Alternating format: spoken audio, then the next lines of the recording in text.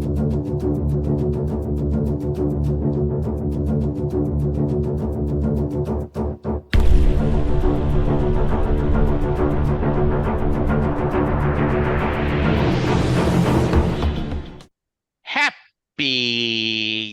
morning, afternoon, evening, however you're listening to this. This is Last Best Hope for Conversation, and we are here talking Babylon 5.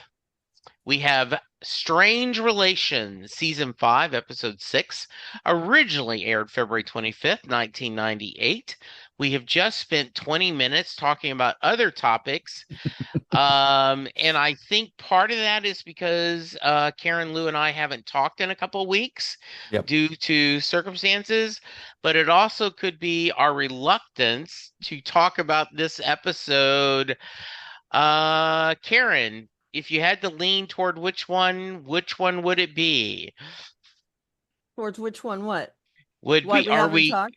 yeah, are we catching up or are we We're reluctant to get catching into this? up. We're catching up, and also there's a little. I don't want to talk about this one. Just a little. I Just a enjoy little. catching up more.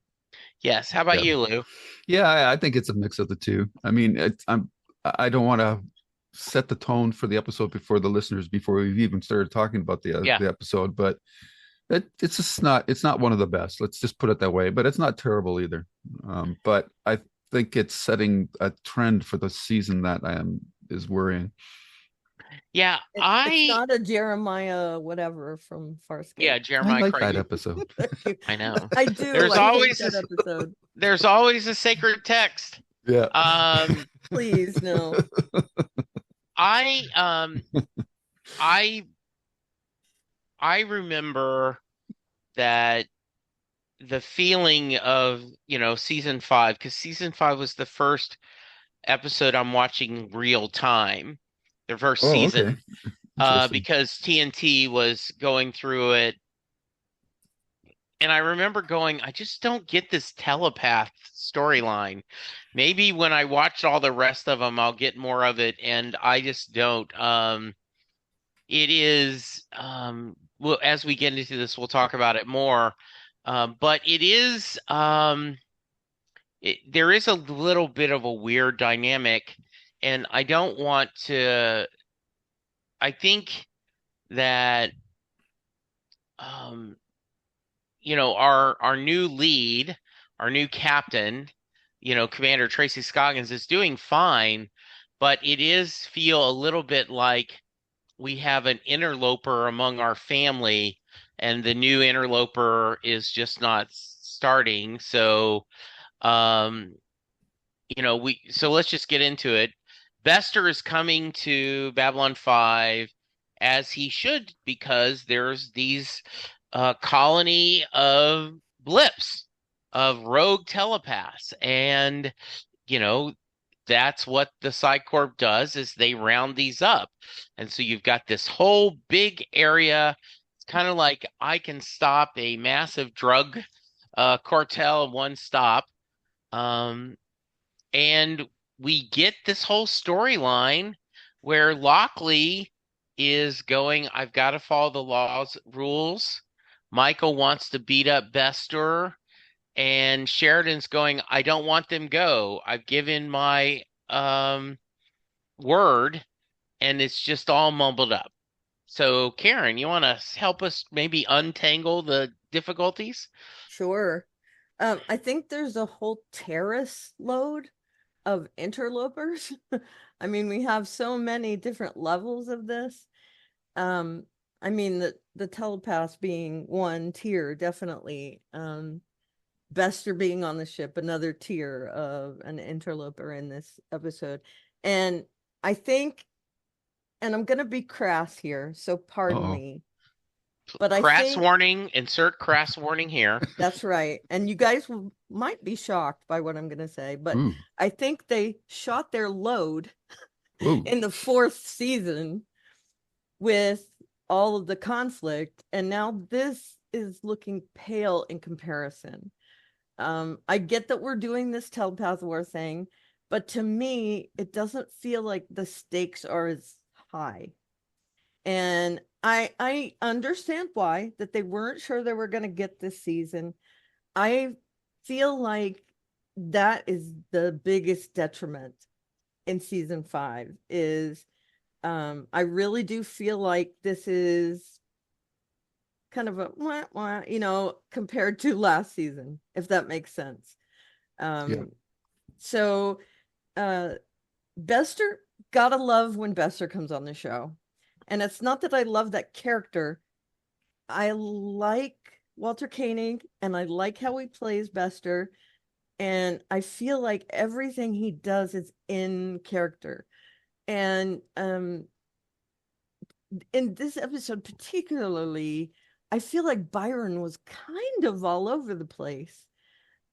He's thinking about his people, but he is hidden for longer. Um, he finally gives himself up. He wants to be this kind of leader, but now he's becoming kind of a god to them. He wants to be with Lita, and yet he's talking about this girl that he was in love or person he was in love with. I just I don't know. And Byron totally creeps me out. He reminds me of like a David Koresh kind of figure. Everybody in his little cult is worshiping him and they're headed for this huge disaster in that way. Not that he is like twisted and all that, but I do feel like he is a little that way. Um, so yeah, that's essentially what I feel about this episode. So Lou? I think we're done. Um, Yeah. no, we're not no, done.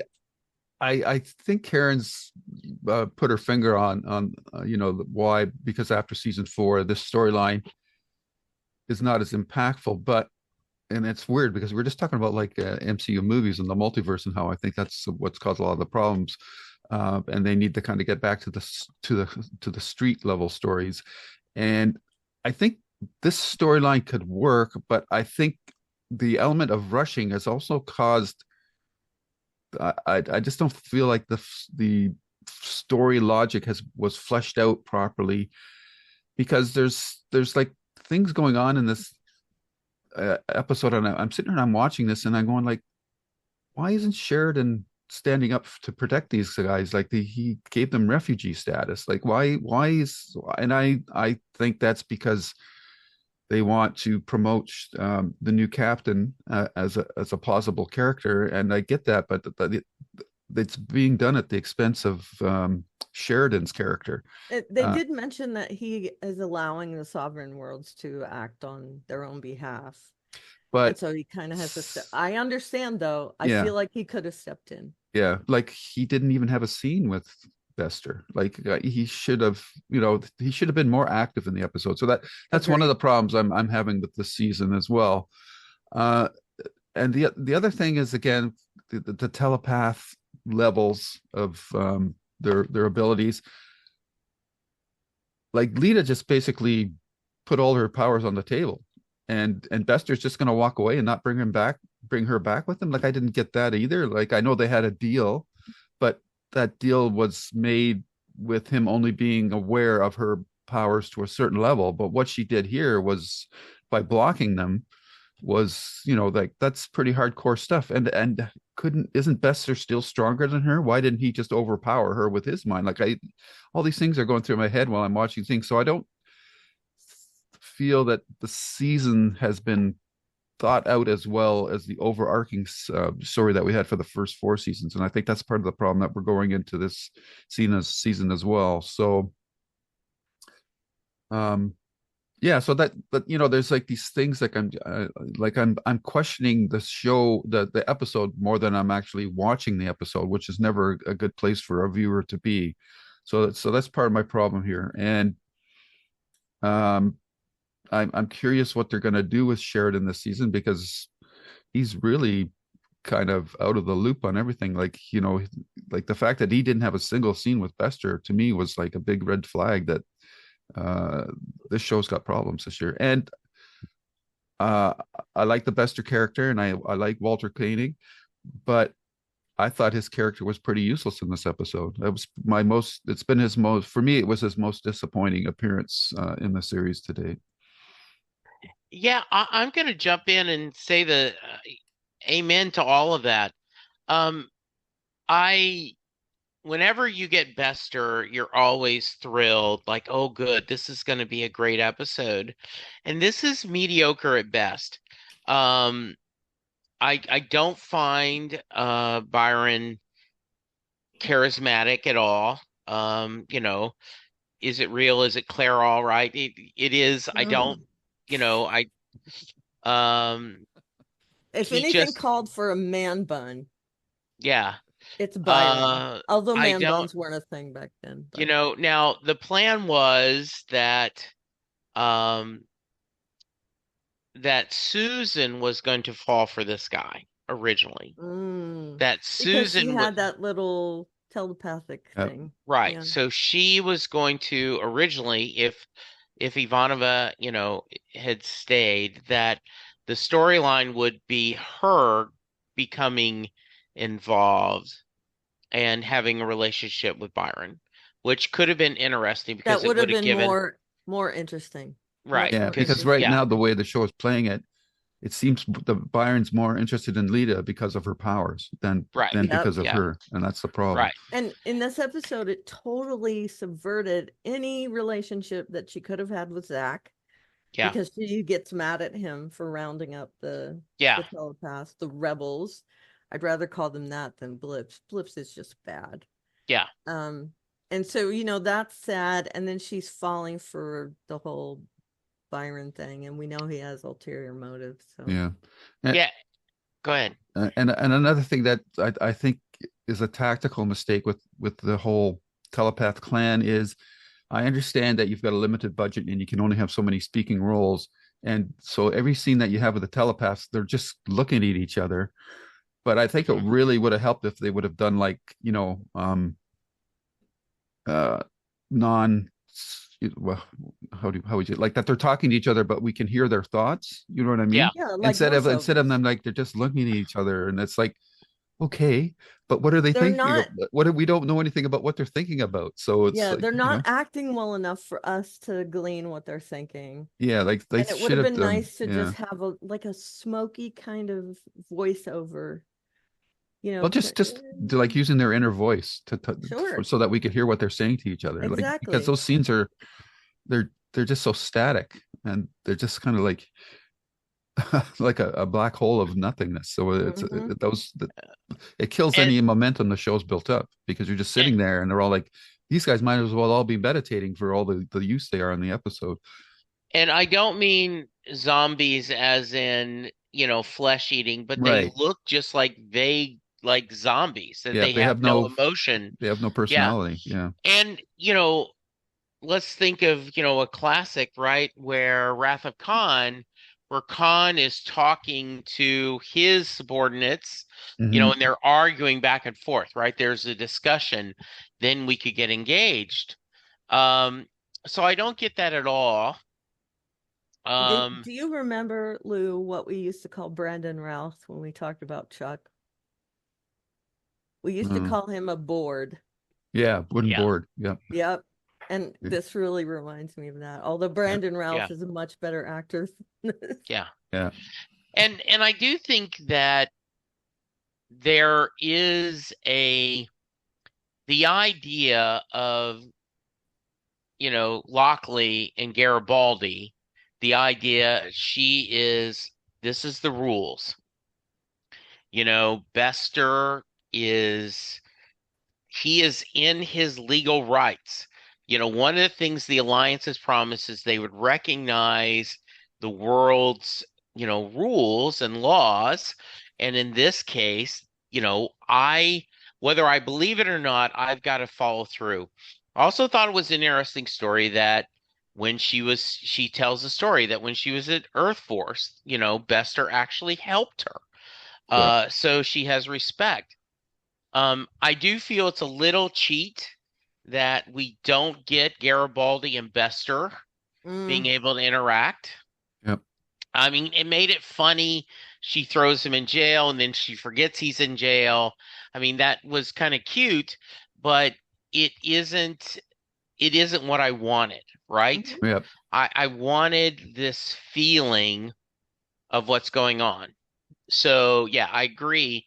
And I do think it's clever how she came up with um almost the Columbo. Oh, something I Mhm. forgot. Let Um, me let me talk to you about this. Yeah, yeah. exactly. Oh, I just saw that there is a we need to have them for 60 days. And I did like her story. The building's burning, you can jump out the window. I jump out the window, that take care of one problem. Now I got another one to problem, but at least I don't have that one. So is I thought that was interesting. Um, I did want to share that in the script book, Michael's JMS said he was working and the she jumped in. She Tracy Scoggins walked into his office and said, "How do you know?" He's like, "What?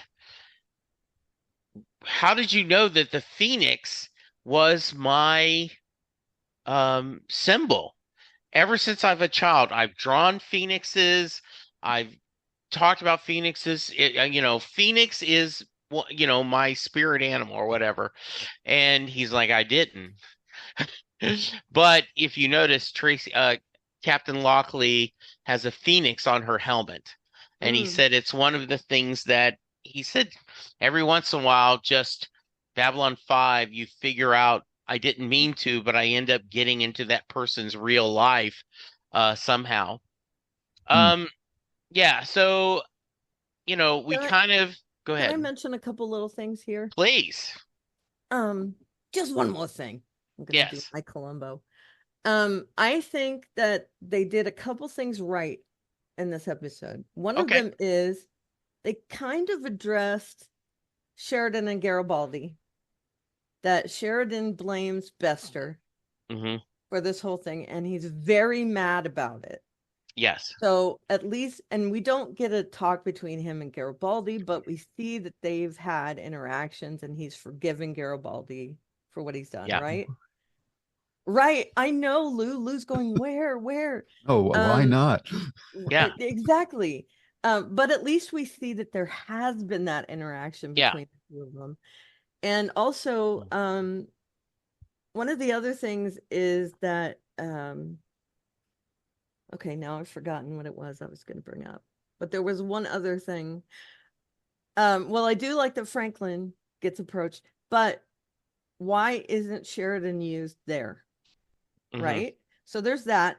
And then there's a little bit of a step towards the right thing. I mean, I don't know how to phrase this, but how Jakar talks about Wando. So I feel like there's just a couple little bright spots in this episode, even if they're not perfect. They make me feel a little better about it. Okay. So anyway, we can talk about it, but I No, just I wanted to I plant think that that's seed. I think that's a great transition of that Jakar and Delenn want Franklin to step back and work on these cross species diseases. Um, and I don't know if they're going to do something that I can't remember honestly if they do that something with the future episodes, or is this more just a convenient way to get, to have that hook. Um, but it does seem that it feels like Jakar and Delenn should have gone to Lockley, since he reports to Lockley and says, "Hey, we're thinking about doing this." Um, it just seems a little odd that you would go to a manager of another department, go, "Hey, I'm interested in you giving this role before I talk to your commander." Yeah, but they Before, had to in order to hear about the cross species thing. yeah, He had to go to her directly, yeah, and I mean, there's a lot of convenience right, in that thing. yeah, I think they wove it together well, but yeah. Anyway, yeah. Any thoughts about Jakar and Delenn, and then we're gonna get to the Londo Jakar storyline, which of everything is what I enjoyed the most out of this because I feel like it was actually well done and you can see how it's setting up stuff. So anything else about Jakar, Delenn, and Franklin, Lou? I thought it was an interesting opportunity for Franklin to do something more interesting. Yes. So from that aspect, I did like that storyline, though I do agree with you. They didn't follow the chain of command properly to about doing that, going about that. Though you could argue that they were feeling him out first Yeah. to see if he was interested in the first place before they went to Frank Lockley. And again, they just didn't show that scene. Um, but uh, I'm interested to see how this whole idea of uh, trans-species diseases might end up being turned into some sort of weapon, perhaps, Oh, interesting. that parties could use against each other, uh, because that's always a dual-edged sword when you're doing that kind of stuff. And it kind of, I'm sort of vibing back to the uh, genetic thing that they had last season that would only kill telepaths. So I'm wondering if somebody's going to try to use that information to create something similar. Mhm. So we'll have to see how that plays out, if it does play out. I'm assuming it will. Otherwise, why did they introduce it in the first place? Yeah. And yeah, I guess the main takeaway for me is I said, oh, Franklin's actually going to get to do something interesting this season. Yeah, which I hope we'll see. All Yeah. right. Yeah, So that'll go ahead. that'll put him outside of Med Lab. And I Yeah. think that's a big part of why they did it, maybe. Yeah. I have a feeling that this whole cross species virus thing, that's all a setup for this episode, in order to keep the telepaths on board. I mean, I wouldn't be surprised if we see it again, but I also wouldn't be surprised if we didn't see it again. Yeah. Um, so Jakar says he feels like he's not doing enough. And so Delenn gets the idea after the Centauri ship blows up. By the way, Carwin has a lot to do on this episode. Like Yeah, that Mhm. actor must have been thrilled. Like, more yes, than he ever had to do yes, in the I season have where more he lines than was you, Bruce. Ha ha ha. yeah, right. yeah. I mean, I mean, he was in the opening credits one season and he never did anything. And now all of a sudden he's all over the yeah. place. And he's, I guess the last episode where he thought that, um, Susan might have feelings for him when they were sending him out was the last one. Um, so the Centauri ship blows up. They realized that it had to be because Londo was going to go back to Centauri. So that was an assassination attempt. And Delenn gets the idea that Jakar should be Londo's bodyguard, that he should be there. He's going to be the Secret Service, and to put it in U.S. Politics terms. Um, And at first, Jakar isn't sure, but then he thinks the idea of him having to be in the court, and Londo reluctantly accepts it. We get a fun little thing about the aisle seat and say sickness bags, and we get to watch them bantering back and forth, which I enjoy. I won't put words in Lou's mouth, but I would think he didn't enjoy. So let's go with you, Lou. What do you think about this storyline that we are putting Londo and Jakar together again? This as a purpose of Jakar, who for the longest time wanted to kill Londo, is now in charge of protecting him. Well, my first thought was okay, so now the future um, prophecy of how Londo is going to die is now being cemented with this move. My second thought was both actors are doing a fantastic job with the material that they've been given. My overriding thought was this doesn't make any freaking sense at all. This is like saying to a POW survivor of a concentration camp that you're going to become the bodyguard of the commandant that imprisoned you for the war. Like this, I'm sorry, like you just, like this just doesn't, as a character thing, it just doesn't work for me at all. It doesn't make any sense. And uh, I- I'd be happy if somebody could point out to me a version of how these characters are thinking and acting that would make this work. But this has been a series long issue for me ever since we started to see Londo and Jakar becoming sort of buddy buddy again. I don't buy it. I just don't think it doesn't relate to believable character actions for either of them, but especially for Jakar. And yeah, I don't want to be beating a dead horse too much, but I'm not buying their relationship at all. Okay. Karen? Yeah, I agree. It's weird that they're back to their old relationship. I I can't not agree with you, Lou. But I also agree with you on the other points that them together is gold. I'm just so in love with Jakar as a character. He is so earnest, and it's such a journey from how he was in the pilot to now. Mm-hmm. Um, and it's a journey that is 100% believable. And I love how he interacts with Delenn, even though maybe it should have been Sheridan as well. But, that's just me wanting more Sheridan in the episode. Sure. I do like the relationship between Delenn and Jakar as kind of ambassador to ambassador thing. Even though she's not an ambassador anymore, but she has that kind of connection with him. Right. And her putting it to Jakar in a way that made him want to do it, I thought was interesting, to give him that, hey, you can be in the royal court and there's nothing they're going to hate more than Right. you being in the royal court. And so, that's something that he finds delicious.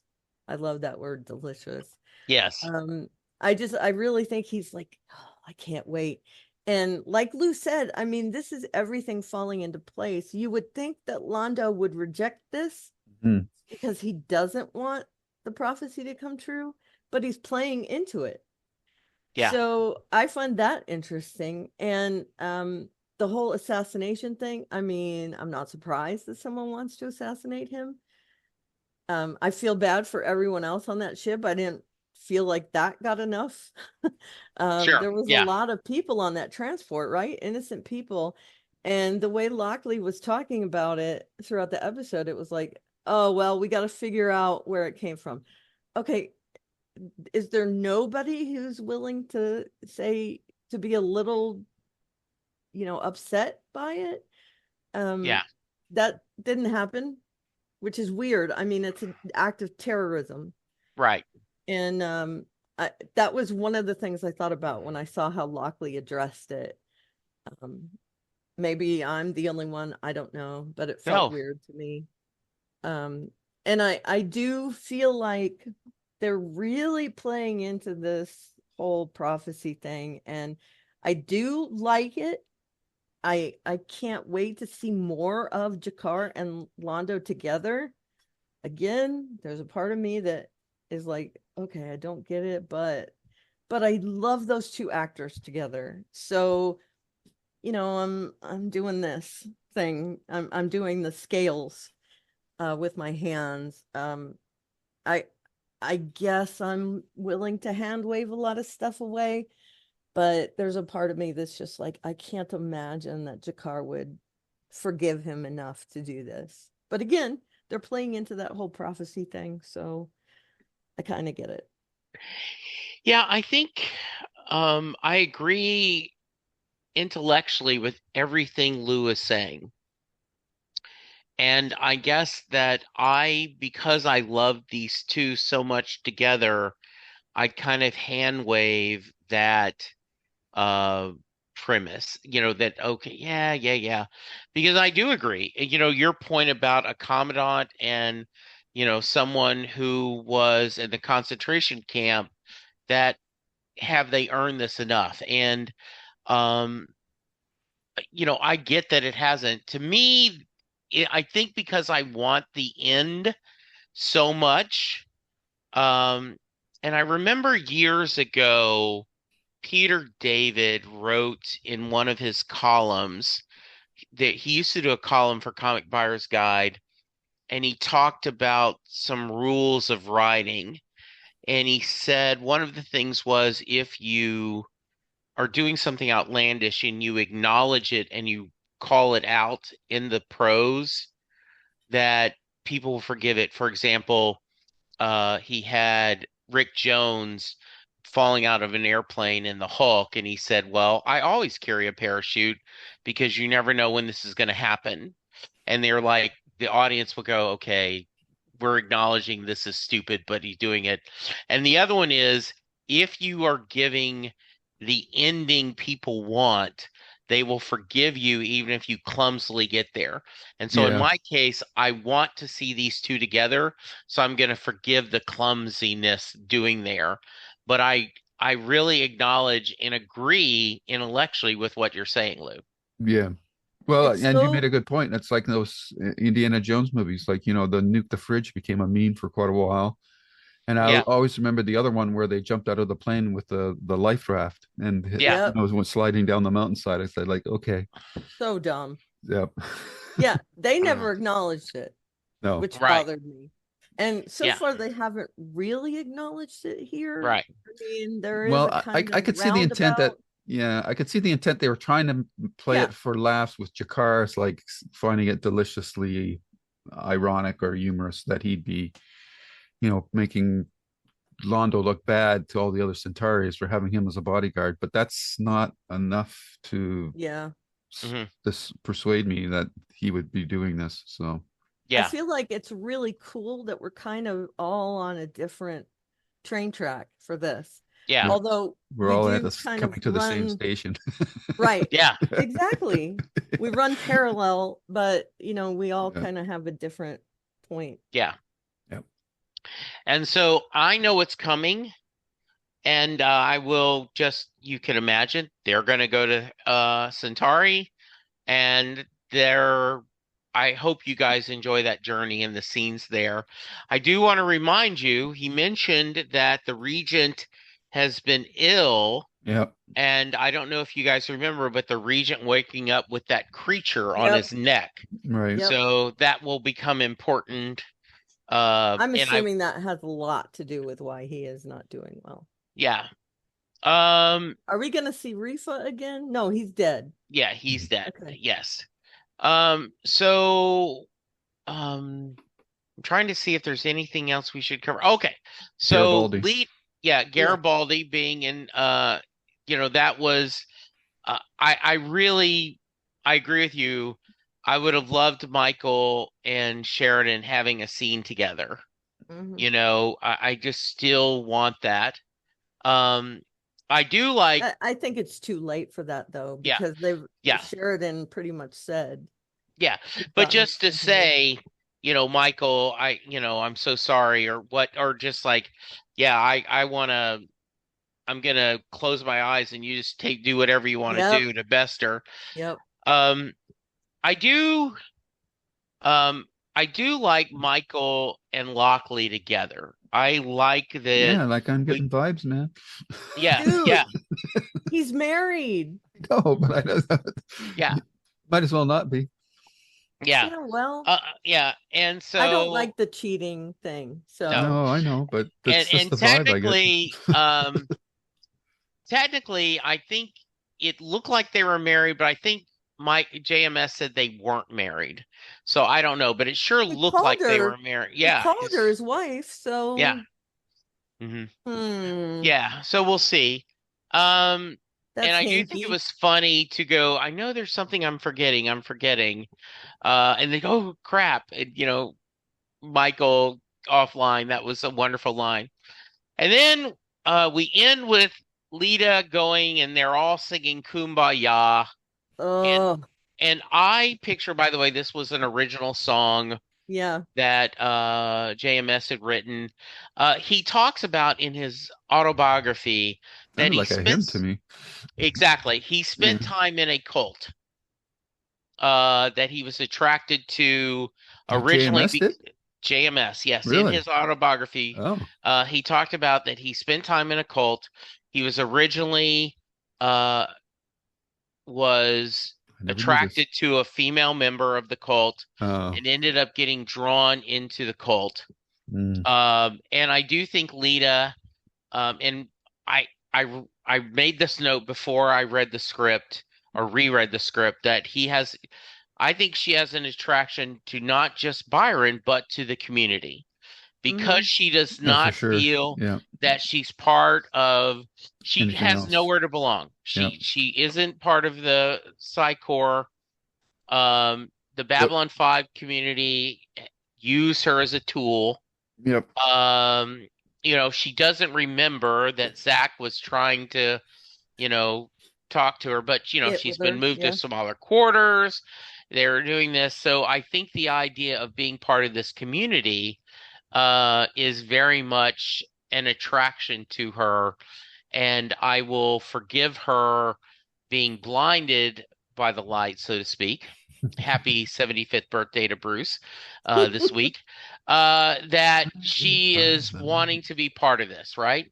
So, any thoughts on that, Karen? Well, I do think she's wrapped up like a deuce. light. Absolutely.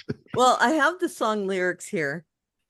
And we all will come together in a better place than this. My love will guide you, my love will hold you, and my love will show you the way. There will come a tomorrow where we're free from our sorrows. We are strong in each other. We are sister and brother, and we will all come together in a better place than this. My love will guide you, my love will hold you, and my love will show you the way. There will come a tomorrow where we're free from our sorrows, and our love will show you the way. Now, the reason I looked this up is because I couldn't tell whether they were saying "and my love" or "and Byron," because it Okay. really kind of sounded like they were saying "and Byron will show us the way." And I Yeah. don't know if that was intended, but even after a second viewing, I still thought it kind of sounded like that. Um, and it does feel cult-like. It's kind of Yeah. straddling that line between religious and cult, which is, like how cults Yes. are. Scientology. But Yeah. let's not have them come after me. But No. I really do feel like he's so weird. Um that he's the worst part of this storyline to me, Byron. Yeah. He is really playing into it. The way he like gave everyone hugs and the way he looks at Lita. I agree with you. I feel like Lita this is her choice. And so Right. that's her pull to this. They showed it, I think, almost subliminally with her going to sick bay med lab to get all the supplies because she says to Franklin, they didn't ask me, I'm just doing it. Right. So they're showing that it's her choice to sympathize with the rebels, to hook up with Byron, whatever they're planning. I don't know, Yeah. theoretically, literally, I don't know what's going to happen there. They're definitely playing that up, whatever's going on between them. Hmm. And I do understand why she would do that because it's her choice. Yeah. It's getting away from Psi Corps, which she hates, and she feels like she is kindred spirits with them. So I get it. That makes sense to me, Yeah. but I hate Byron. So Yeah. And I want to hear your thoughts, Lou, but I don't think, and once again, it's so crappy when an actor only can do what they can do, and so part of me hates to be critical, but that's the Yeah, premise of the, I hate Byron. yeah, I I don't hate that. hate the Yeah, actor. right. And I just want to go, um, it just, it just doesn't seem, I don't buy that he is this charismatic leader, Right. right? There are other people that I do see have been charismatic in the past, right? Yep. And so and I just don't see him that way. Yeah. Lou, thoughts? I thought Lita's hair really rocked it this episode. Right. Yes, I was absolutely. waiting for Karen to make her. No, I agree. Yeah, it's a very nice I braiding like at the both back. of their Lockley and Lita's hair. I love that Lita has her hair back, but you can't see what's holding it back. Mm-hmm. It's very Yeah. cool. Yep. Yeah, I think you nailed that. Oh, Jesse, I don't really have much more to add. I think the actor playing Lita has really stepped up her game this episode or season for whatever reason. Yeah, Um, again, I'm looking at the future possible dynamics of her being caught between, the telepaths and the rest of the B5 universe. That's going to put her in a continuing awkward spot, and I'm sure that's going to come to a head at some point during the season. And I just want to jump back to the Garibaldi stuff for a bit. please. I loved his reaction to when he found out that Lockley and Sheridan had been married for 3 months. Yeah, I thought that was the funniest moment in the episode. yeah. And yeah, we do get that. Oh, that's what it's about. Yeah. And I do understand a little bit of why Delenn is not happy, right? Yep. Mm-hmm. That was, I thought, a kind of, because we showed them last time that they're in bed, but there is this really, really, uh, you know, tenseness between them. Yeah. So, any thoughts on that reveal, Karen? It wasn't unanticipated because they did kind of lean into that they had some kind of relationship in the Yeah, last episode. I like how Delenn handled it, kind of saying, I know and I'm watching. yeah, I do feel like that's kind of what she said, right? yeah. And not that she feels threatened by her, but just, No, I get this whole thing, but, I am not happy with you being around because there is a thing, even if we're not jealous and we're not worried, we still don't want to be around an ex, right. right? So there's that. And the fact that she's kind of in power and almost on a similar level Yes. to Delenn is it's I feel like it's very sandpapery. And I really enjoyed, and I don't know if they're setting up anything, but I really enjoyed the fact that Michael overheard them and then he confronted her with it and she ended up telling him. And I feel like it's because she figured he would find out anyway. Hmm. Yeah, And the fact that he said, "Hey, I'm a locked chest. I'm not going to give your secret away." And I wonder if that is 100% true. Um, I get why she doesn't want it out because it would undermine her authority. yeah, You never want to, sleep your way to the top, and that might be seen as, even though their relationship is long over, they still have a right. love for each other. So I feel like that part is one of the parts I enjoyed most. Hmm. I loved the interaction between her and Garibaldi. If Garibaldi is married, I'm not thrilled. If he's not, then I'm okay with it. Okay, very Um, nice. if Lise isn't going to get hurt, then let them Okay. do what they can do. I feel like Lockley is not a fan right now, though. Yeah, And I she kind of flip-flopped for me. She's sitting there talking to Michael and she says, I don't care what you do, just don't do it in front of me. And then she keeps him locked up. Yeah. So she's definitely saying, I don't care what you do, but I really do. Right. Uh, and that, that kind of thing was good. I loved the amount of Garibaldi we got in this episode. If that's why we sacrificed some Sheridan, then, I'm Hmm. okay with it.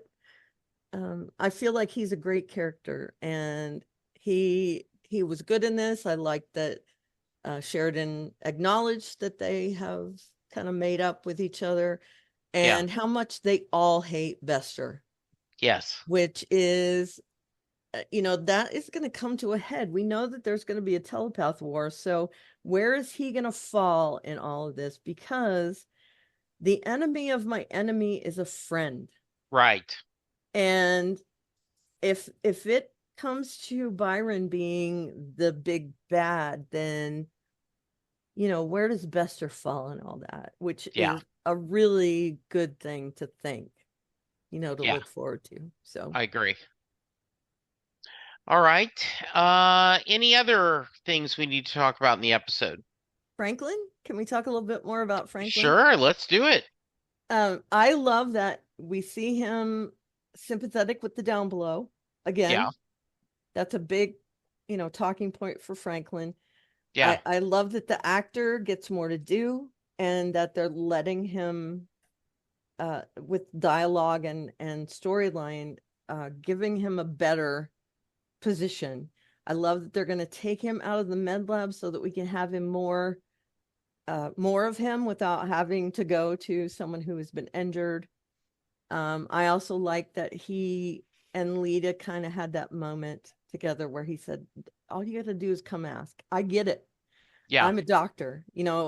If people are hurting, then I got to give them what they need. And I don't feel like that's him saying, I love these telepaths. It's him saying, if you need something in order for people to be well, then I'm going to give you something. Yeah. And I love the interactions he had with Delenn and Jakar, and the interaction with Lockley as well. So, I mean, I'm digging him this season, which is Good. saying something for me, right? Yeah. Good. Um, Lou. I keep having this weird thought about when is Garibaldi going to have scenes with Sheridan and Delenn? Yeah. Yeah. I don't know. I've voiced this feeling before, but I just get the feeling that he's been purposely fridged when it comes Mhm. to those characters, and I think it's more. And again, I'm totally might be way off base here, but I just get the feeling that they just don't want those actors to be together for Mm. whatever reason behind the scenes. And I Not together, just acting acting together. together, like working Yeah. together. It's like I don't know if there was tension between them or not, but it's just weird how there's so many opportunities to have a scene between these characters and it just never happens. And Hmm. I don't know if that's deliberate or it was just unintentional and it's just sort of rolling up into a snowball. But with each episode that goes by, I'm going like, yep, there's another one where he didn't interact with any of the main Yeah. cast. So it's just really weird to me. Hmm. Well, Okay. I mean, Good. he interacted with Lockley. Yeah, So but there's that. she's new, Yeah, right? yeah. Yeah. I understand that whole thing. I just love that we're getting more Garibaldi, but I also get what you're saying that, why hasn't he been more reintegrated with the Yeah. cast? He had to like sneak on Delenn and Jakar. He didn't Yeah. interact with them. So Yeah, yeah, I get it. And he's supposed to be on Sheridan's team, right? yeah, He's yeah. working with Sheridan. So where's that whole thing? Yeah. We Exactly. just haven't gotten anything between those two. Yeah. Okay. Anything else we need to cover? We sure talked a lot for an episode we don't like. Yeah. That is our I think that is Our our want. Modus yes. operandi. Yeah, Yes, it yeah. is. That's But how we roll. again, there were bright spots in this episode. Yeah. So Yeah, at least that's my thought. and I'm really looking forward to seeing when we get to Centauri. I think there's some fun stuff to happen, Yep. so we'll Yep. see. Yep. Good. Agreed. All right. All right. Do we get any let's rate. What number are you gonna give? Karen? Me? Yeah. Wow. Um, 7.5 medical supplies. Oh, nice. Okay. Lou? Uh, I'm gonna give it 6.5. Besters, not best. Oh, Mm, nice. I like that. Yeah. Um I'm actually I think I'm at 7 out of 10. Let's Ooh, say exploding Centauri warships or transport ships. Yeah, I just don't think this is a very good one. And there is, to be fair, um, I had concerns about the fifth season, us going into it, and we got to finish what we're doing. And I do think there's some bright spots in this season, but this wasn't one. hmm.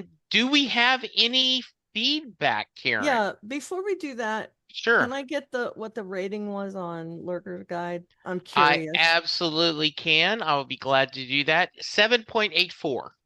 Okay, so pretty on par with what we're Yes. about. Hmm. It's a 6.7 on IMDb. Yeah, and by the way, I win. I always discover um, that I always think it's interesting when you go to Lurker's Guide, the JMS Speaks Hmm. section, I think is often a judge of how good of a section it is. It's small, Um, right? yeah, this is the astute will notice a slight change in the main title music. He Okay. changed that. And was the song at the end a traditional tune? No, I came up with the song for the episode, designed it to sound like any of the zillion other songs out there so it'd sound familiar. Those Okay. were the only two Wow. thoughts about this. Wow, So, that's yeah, mind blowing. yes. So So we yeah. might be able to read that page, although we've already done it, right? Yeah, exactly. Yes. I stay away from Lurker's Guide, but Yes, absolutely. okay. All right, feedback. Feedback time. I'm gonna read Nathan's first. Nathan, first up, he See? says, "What?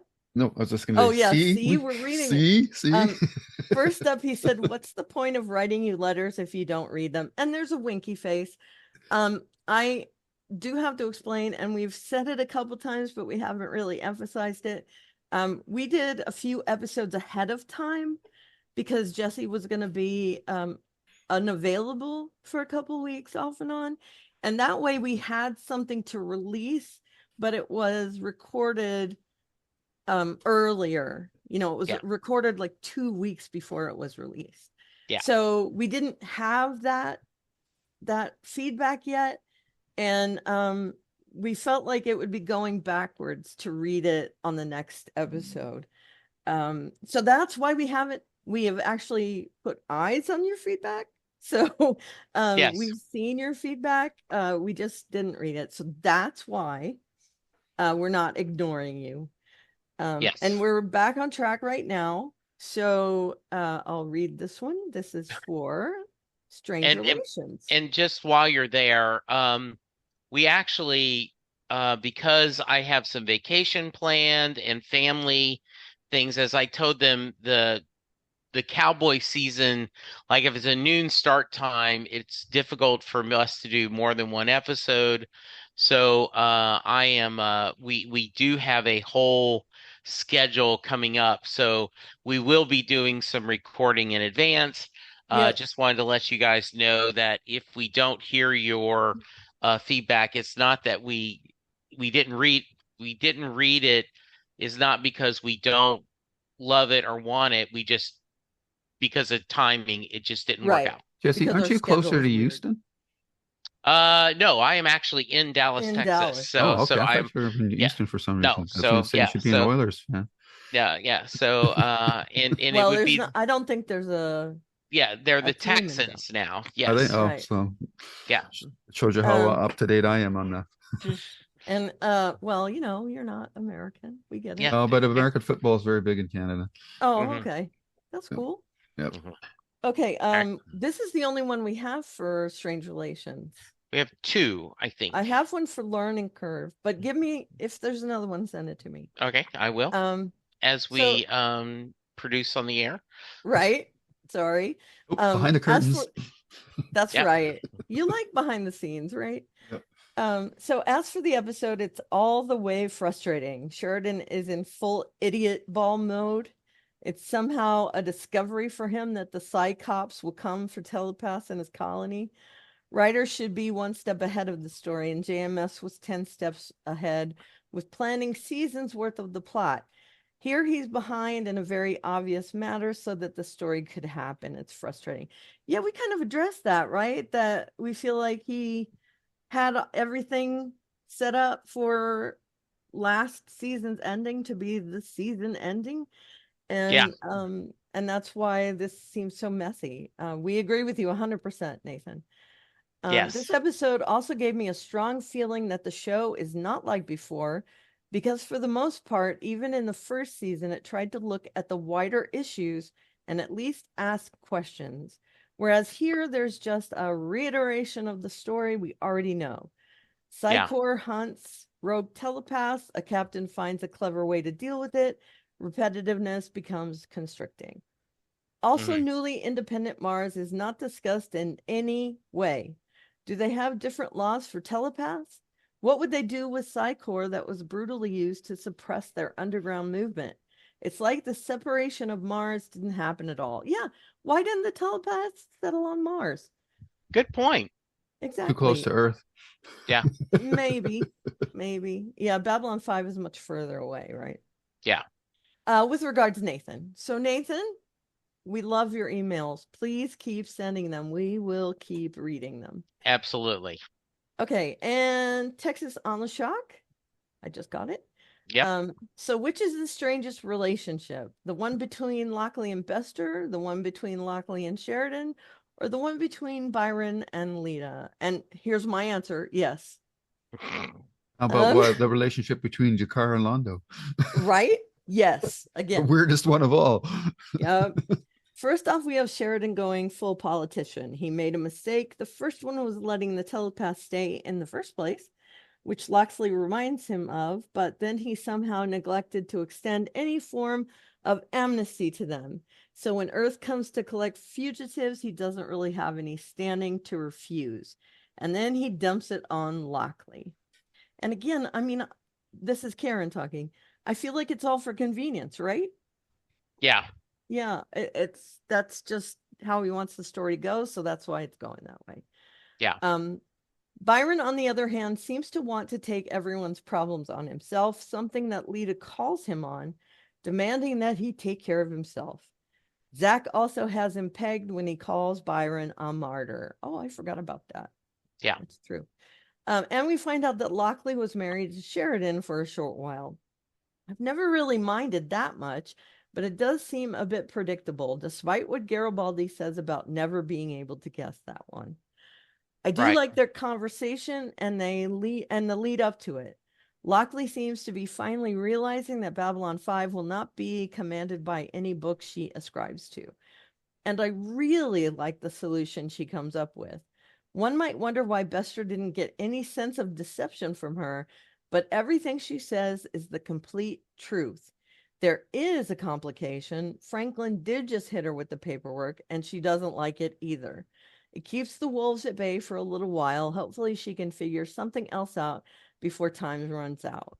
In the meantime, Jakar agrees to be Londo's bodyguard on a trip back to Centauri Prime because it turns out someone wants Londo dead. Are any of us surprised? No. Yeah, Um, exactly. anyway, until next time when we discuss how many telepaths can dance on the head of a pin. Ooh, that's Okay. interesting. This Nice. is the Texas on the Shock signing off. Good. Okay. So Very nice. thank you, Texas. Yeah. So, Karen and Lou, do we have anything? Because it's a couple weeks since we put out stuff. Do we Mhm. have anything on the YouTube channel? We do. For a view from the gallery, the big concern was our comment about the windows being on the floor. Okay, yes. And there was I saw uh, that. Nathan and Stuart Wald both went to pains to point out that the construction of the Babylon 5 as a colony and blah blah blah. And their points are well taken, but I still think that um, Babylon 5 as a structure, still they would know where the floor would be all at all times, unless they stop the rotation of the space station, then that's a different story. But for all intents and purposes, it's a pretty static um, orientation for the station. So it would make more sense to me still to have the windows up a bit higher. But Yeah, isn't Okay. that the point that they have gravity on the ship, so they would yeah, always know yeah, Hmm. where the yeah, floor is. But anyway, I yeah, get it. yeah, we get it. But Yeah. thanks for the comments, gents. And then for episode 5, which is learning curve, I believe. Hmm. Simon's on there, and he says he's talking about Trave. He says, I don't know, maybe it's purely the physicality of the character, but I have it in my head that Trave used to be an enforcer for a more intelligent crime boss. Exactly. That's exactly how Yeah. he came across.